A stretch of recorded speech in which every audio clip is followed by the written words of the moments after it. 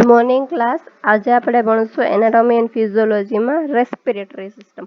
પણ રેસ્પિરેટરી સિસ્ટમમાં પણ હવેથી શું સ્ટાર્ટ કરશું? ફિઝિયોલોજી. બરાબર. આજ સુધી આપણે જે 4 પાર્ટ ભણ્યા રેસ્પિરેટરી સિસ્ટમમાં, એમાં શું ભણ્યા? એનાટોમી ભણ્યા કે રેસ્પિરેટરી સિસ્ટમના જેટલા પણ ઓર્ગન્સ છે એ ઓર્ગનના સ્ટ્રક્ચર શું છે, એના ફંક્શન શું છે, એમાં બ્લડ સપ્લાય કઈ રીતે થાય છે, નર્વ સપ્લાય કઈ રીતે થાય છે, બરાબર, એના પાર્ટ્સ શું છે, એનું લોકેશન શું છે, એ ભણ્યા. હવે આજથી આપણે શું ભણશું તો કે ફિઝિયોલોજી, મતલબ કે જેટલા પણ ઓર્ગન્સ છે એ કઈ રીતના વર્ક કરે છે એ આજથી આપણે ભણશું. તો આપણું જે રેસ્પિરેટરી સિસ્ટમ છે એનું જે કામ છે એ શું છે? મેઇન બ્રીથિંગનું. બરાબર. તો આજે આપણે ભણશું મિકેનિઝમ ઓફ બ્રીથિંગ. તો મિકેનિઝમ ઓફ બ્રીથિંગમાં પહેલા તો બ્રીથિંગ શું છે? તો breathing it is A એન્ટ્રસ and exit of air into and out of lungs. મતલબ કે બ્રીથિંગ છે એ એન્ટ્રસ અને એક્ઝિટ છે, મતલબ કે જે બહારની એર છે એને એન્ટર કરે છે, મતલબ ઇનટુ મીન્સ લે છે, અને આઉટ ઓફ લંગ્સ મતલબ બહાર કાઢે છે. મતલબ કે બ્રીથિંગ છે એક પ્રોસેસ છે કે જેમાં બહારની જે એર છે એ એન્ટ્રસ થાય છે લંગ્સમાં, અથવા તો લંગ્સમાંથી એક્ઝિટ થાય છે.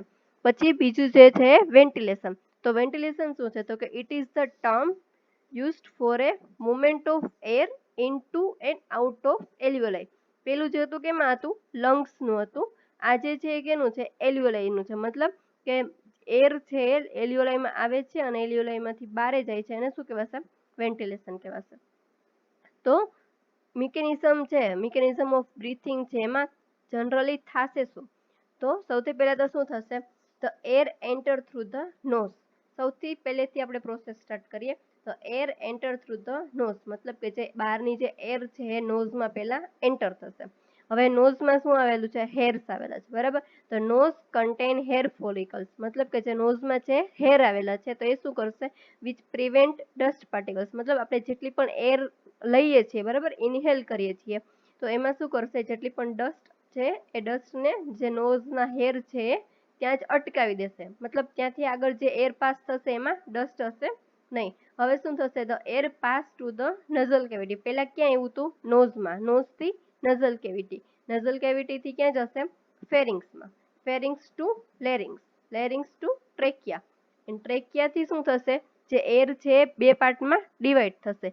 તેની divides into parts left and right bronchi. મતલબ ટ્રેકિયા છે ત્યાંથી જ આપણે જોયું હતું, બરાબર, એનાટોમીમાં, કે ટ્રેકિયા છે આગળ જઈને બે પાર્ટમાં ડિવાઈડ થશે, એને શું કહેવાશે? બ્રોન્કાઈ.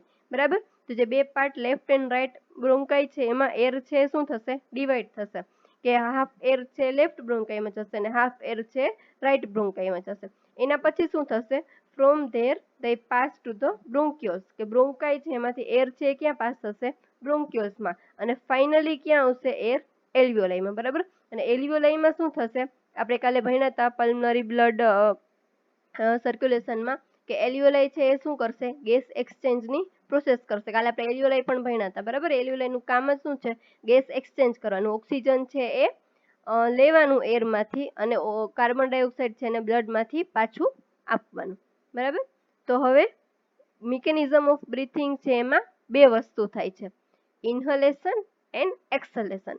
ઇન્હલેશનનો મિનિંગ શું થશે? ઇનહેલ કરો, બરાબર, કે અંદર લેશે, અને એક્સહલેશનનો મિનિંગ શું થશે? એક્સેલ કરો, મતલબ બહાર નીકળશે. બરાબર. તો સૌથી પહેલા આપણે ભણશું ઇન્હલેશન. તો ઇન્હલેશન છે એમાં શું થશે? ધ રિબ્સ એલિવેટેડ, મતલબ કે આપણું જે રિબ કેજ છે એની વાત થાય છે. ધ રિબ્સ એલિવેટેડ મતલબ કેવું હશે? રિબ્સ રિલેક્સ હશે. જ્યારે આપણે ઇન્હલેશન કરતા હશું, જ્યારે આપણે શ્વાસ લેતા હશું, ત્યારે આપણી જે રિબ્સ હશે એ કેવી હશે? રિલેક્સ હશે. બરાબર. By the action of external intercostal muscles. મતલબ કે જે આપણા જે ઇન્ટરકોસ્ટલ મસલ્સ છે, બરાબર, જે લંગ્સમાં જે બહાર ઇન્ટરકોસ્ટલ મસલ્સ આવેલા છે, મેં તમને મસ્ક્યુલર સિસ્ટમમાં ભણાવ્યા છે ઇન્ટરકોસ્ટલ મસલ્સ, બરાબર. તો જે લંગ્સની બહારના જે મસલ્સ છે એ શું કરશે? રિબ્સને રિલેક્સ રાખશે. ત્યારે શું થશે? It increase the intrathoracic volume. કે રિબ્સ છે એ રિલેક્સ હશે ત્યારે શું થશે? તો કે આપણો જે થોરાક્સ છે એની જે વોલ્યુમ છે, મતલબ કે ત્યાંની જે જગ્યા છે એ કેવી થશે? ઇન્ક્રીઝ થશે. એ જ ટાઈમે શું થશે? By that the diaphragm will come downward. મતલબ કે આપણે એર છે અંદર લઈએ છીએ, મતલબ આપણા લંગ્સ છે કેવા થશે? ફૂલાશે. બરાબર. લંગ્સ ફૂલાશે તો જે ડાયાફ્રામ છે એ ક્યાં જશે? નીચેની સાઈડ જશે. બરાબર. એટલે ડાયાફ્રામ કમ ડાઉનવર્ડ્સ. પછી ઇન એ સિમ્પલ વર્ડ્સ કે સિમ્પલ વર્ડમાં કહીએ કે ઇન્હલેશન એટલે શું થશે? When the lungs fill up the air by the action of inhalation, મતલબ કે જ્યારે લંગ્સ છે એ એરથી ફિલ થશે ત્યારે શું થશે process? The chest cavity have no space to occupy in the lungs, મતલબ કે ચેસ્ટ કેવિટી છે એમાં હવે જગ્યા નહીં રહી. શેના માટેની? લંગ્સમાં વધારે એર લેવાની માટે શું થશે? So the pressure come to diaphragm, માટે શું થશે? પ્રેશર છે કોની અંદર આવશે?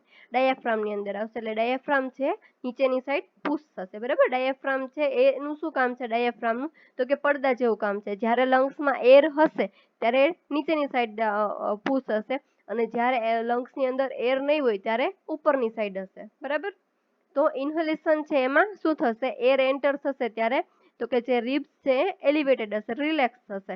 તો કે શેના માટે રિલેક્સ થશે? તો કે જે એક્સટર્નલ ઇન્ટરકોસ્ટલ મસલ્સ છે એના લીધે રિબ્સ છે રિલેક્સ થશે. તો એમાં શું થશે? ઇન્ક્રીઝ ધ ઇન્ટ્રાથોરાસિક વોલ્યુમ, મતલબ આપણું જે થોરાક્સનું જે વોલ્યુમ છે ઇન્ક્રીઝ થશે ઇન્હલેશનની પ્રોસેસમાં. બરાબર, by that the diaphragm will come to downward, મતલબ કે જે ડાયાફ્રામ છે ડાઉનવર્ડ આવશે. કેમ ડાઉનવર્ડ હશે? તો કે લંગ્સની અંદર શું આવશે?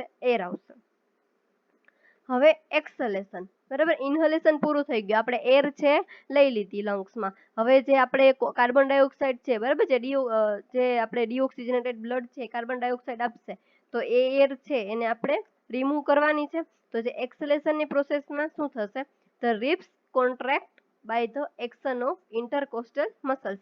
પેલા ઇન્હલેશનમાં શું થતું હતું? રિબ્સ રિલેક્સ થતી હતી. અહીંયા શું થશે? રિબ્સ કોન્ટ્રાક્ટ થશે. શેના માટે? તો કે આપણે જેટલા પણ આપણું જે એર છે એને બહાર કાઢવાનું છે એના માટે રિબ કેજ છે કોન્ટ્રાક્ટ થશે. તો કોને લીધે કોન્ટ્રાક્ટ થશે? તો કે ઇન્ટરકોસ્ટલ મસલ્સના લીધે. બરાબર, પછી શું થશે? ઇટ ડિક્રીઝ ઇન્ટ્રાથોરેસિક વોલ્યુમ, કે જે આપણું જે થોરાક્સનું વોલ્યુમ છે જે ઇન્હલેશન વખતે ઇન્ક્રીઝ થયું હતું એ હવે કેવું થશે? ડિક્રીઝ થશે. ડિક્રીઝ કોના કારણે થશે? કેમ કે રિબ કેજ છે આપણું કોન્ટ્રાક્ટ થશે. તો રિબ કેજ કોન્ટ્રાક્ટ થશે તો આપણું જે થોરાક્સ છે એની અંદરની સ્પેસ પણ ઓછી થશે. બરાબર, એટલે એનું જે વોલ્યુમ છે ડિક્રીઝ થશે. અને એ ટાઈમે શું થશે? By that the diaphragm will come upward, મતલબ કે જે લંગ્સ છે એમાંથી જે એર છે પાછી જતી રહી છે. તો હવે લંગ્સ ખાલી થઈ ગયા. બરાબર, તો ત્યારે ડાયાફ્રામ છે પાછું ઉપર આવશે. તો ઇન સિમ્પલ વે કે આમ એક્સલેશન છે એને સિમ્પલ વેમાં જોઈએ તો શું થશે? તો air fills in the lung will go outside, મતલબ કે જે લંગ્સની અંદર જે એર છે બહારની સાઈડ જશે. તો ત્યારે શું થશે? So chest cavity will decrease in size, મતલબ જે ચેસ્ટ કેવિટી છે મતલબ આપણું જે થોરાક્સ છે એની જે સાઇઝ છે ડિક્રીઝ થશે. એની સાઇઝ ડિક્રીઝ થશે તો ડાયાફ્રામ છે પાછું ક્યાં આવશે? ઉપર આવશે. બરાબર, તો જે આખું આ શું છે? એક સાયકલ છે, ઇન્હલેશન અને એક્સલેશન. આપણે શ્વાસ લેશું મતલબ ઇનહેલ કરશું, શ્વાસ છોડશું મતલબ એક્સેલ કરશું. બરાબર, તો ઇન્હલેશનમાં શું થશે?